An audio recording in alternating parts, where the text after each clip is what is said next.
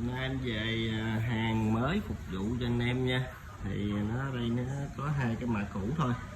Và một cái mã mới là Slim Rat thô nha, 2022 đáy lõm new full box. Mã cũ này thì Rat zin ruột vàng anh em biết rồi. Dòng này thì Rat thô ruột trắng, cũng có lên clip cho anh em rồi.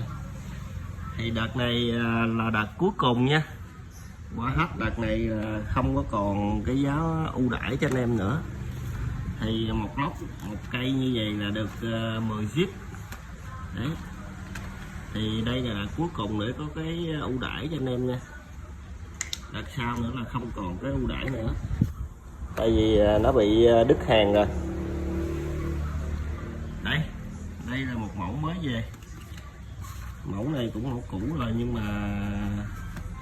mẫu Armor Rat thô, nhưng mà cái mẫu này nó có hộp. Cái mẫu hồi chiến rồi là không có hộp nha anh em.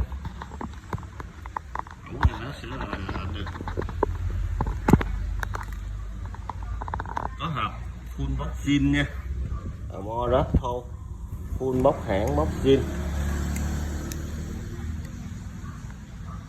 Nó giống như cái hàng đợt rồi thôi, nhưng mà có một cái là mẫu này nó được cái hộp zin theo máy đó. Thì ở đây thì em chỉ có 30 cây thôi đó.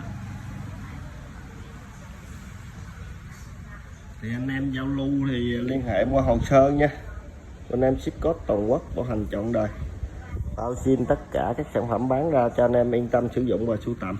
Cảm ơn anh em rất nhiều.